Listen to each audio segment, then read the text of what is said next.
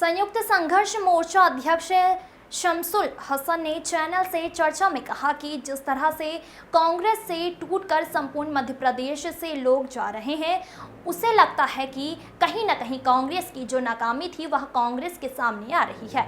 जिस तरह कांग्रेस के 55 साल में दूसरे दलों के साथ कार्यकर्ताओं के साथ भेदभाव किया था, आज उसको कांग्रेस को भुगतना है। भाजपा के अब की बार 400 पार करते हुए कहा कि इससे यह लगता है कि इस बार भारतीय जनता पार्टी एक ही दिन में 4 जगह खंडवा, खरगोन, इंदौर में जिस तरह से कांग्रेस के लोग टूटकर भारतीय जनता पार्टी की ओर जा रहे हैं, खासकर इंदौर में घोषित प्रत्याशी जहां 13 तारीख मतदान था, उससे पहले ही भारतीय जनता पार्टी में जा रहा है, तो कहीं ना कहीं कांग्रेस की यह नाकामी है। वहीं कांग्रेस के वरिष्ठ लोगों पर आरोप लगाते हुए कहा कि जब तक दिग्विजय सिंह, कमलनाथ जैसे लोग कांग्रेस का नेतृत्व करेंगे तो कांग्रेस का सफाया होना चाहिए। अगर युवाओं के हाथ में कांग्रेस की कमान होती तो कांग्रेस का यह हाल नहीं होता। Bureau report. आज जो इंदौर में जो घटनाक्रम हुआ है और वर्तमान में कांग्रेस के पदाधिकारी बीजेपी में जा रहे, क्या कुछ कहना चाहेंगे इस विषय पर? ये कांग्रेस की नाकामी है। ये जो आपने दूसरों के साथ करा था आज वो आपके साथ हो रहा है, जो आपने करा वो आपके साथ आज हो रहा है। आज परिस्थितियाँ ये है कि एक इंदौर ही ना देखें आप, इंदौर से पहले भी बहुत बड़े बड़े नेता कांग्रेस के छोड़ कर जिस तरह से भारतीय जनता पार्टी में गए, कमलनाथ जी जैसे लोग, माधवराव सिंधिया के बेटे ज्योतिरादित्य सिंधिया और बहुत सारे विधायक, बहुत सारे सांसद, पूर्व सांसद, पूर्व विधायक अंबार लग गया भारतीय जनता पार्टी में। मैं समझता हूँ कि ये नाकामी है कांग्रेस की। कांग्रेस ने जो पिछले 55 साल में जो करा था उसका खमियाजा आज कांग्रेस को भुगतना पड़ रहा है। रामनिवास रावत जी का भी नाम चल रहा है। नहीं, बिल्कुल रामनिवास रावत ही नहीं, बहुत सारे लोग अभी इसी लोकसभा चुनाव में देखिएगा, बहुत सारे लोग जो मोदी जी का नारा है अब की बार 400 पार,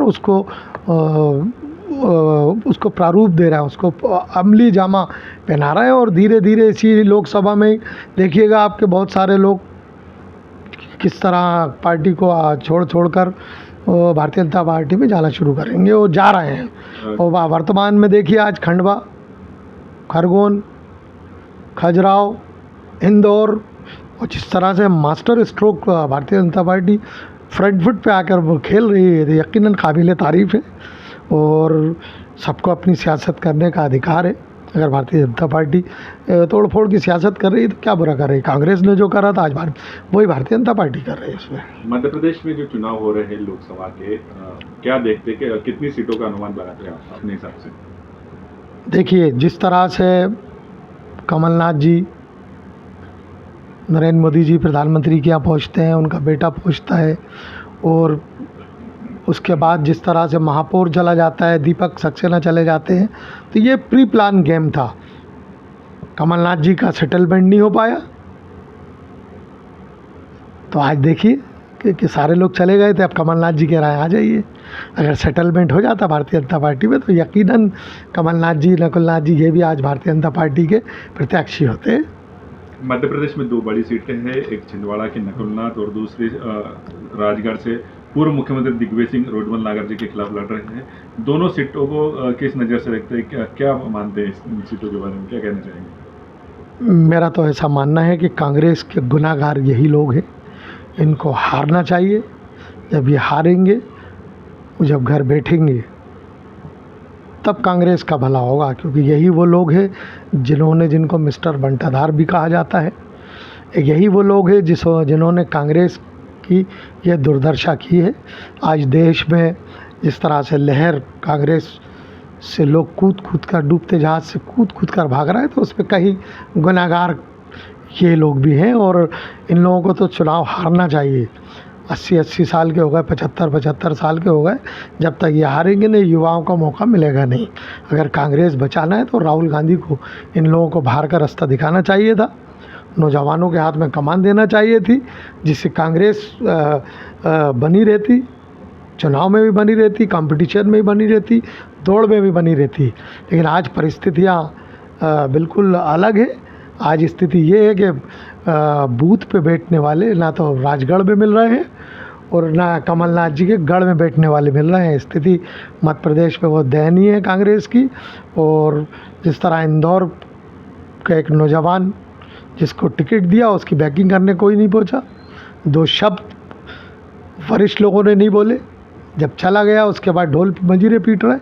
तो यकीनन ये कहीं ना कहीं कांग्रेस की नाकामी और कांग्रेस की मिली भगत, जिसे हम मिली भगत कह सकते हैं कि भारतीय जनता पार्टी के से मिलकर ये जिस तरह से सूपड़े साफ करा रही है, यकीनन इससे अब देश में अब की बार 400 पार का जो नारा है वो यकीनन और पूरा आता हुआ दिख रहा है इस देश में। पूर्व मुख्यमंत्री शिवराज सिंह चौहान भी विदिशा से चुनाव लड़ रहे हैं, क्या कुछ लगता है आपको विदिशा के बारे में?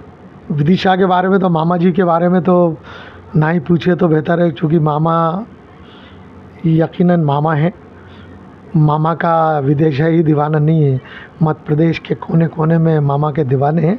मामा देश का मामा है, मामा को देश में लोग पसंद करते हैं। मामा यकीनन लाखों से जीतेगा। मामा को हराने वाला मध्य प्रदेश में और ना तो कांग्रेस में कोई पैदा हुआ है, ना भाजपा में, ना सपा में। ऐसा चेहरा है, पब्लिक फिगर चेहरा है कि जहाँ जाता है मामा वहाँ टूट पड़ते हैं लोग। मामा बहुत अच्छे हैं, मामा को जीतना चाहिए। मामा देश के नेता हैं। सर, बात करें भोपाल की तो आप क्या कहना चाहेंगे? जैसे कि आलोक शर्मा जी जो भोपाल प्रत्याशी हैं, अभी विगत 2-3 दिन पहले भी माननीय प्रधानमंत्री आए हुए थे उनके जो रोड शो में। देखिए एक चीज़ बता दूं भोपाल को लेके कि भोपाल एक बिल्कुल स्पष्ट है कि भोपाल एक भारतीय जनता पार्टी की सीट है।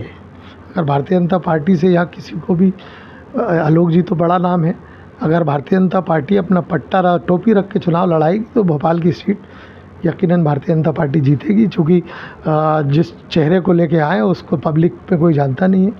अरुण श्रीवास्तव, उनका कोई पॉलिटिकल बैकग्राउंड नहीं है। माँ पंचायत के अध्यक्ष ही, उसके बाद तो कोई पॉलिटिकल बैकग्राउंड उनका दिखा नहीं, ना उनको कोई नौजवान जानता, ना युवाओं में कोई पहचान है। क्षेत्र के जो नेता हैं, लोकल जो विधायक है, वो लेकर साथ घूम के मिल रहा है, बता रहा है कि अरुण श्रीवास्तव है, ये चेहरा है कांग्रेस का, चुनाव लड़ रहा है, इनको वोट दीजिए। तो जनता इतनी मूर्ख नहीं है, अपना वोट ख़राब नहीं करेगी।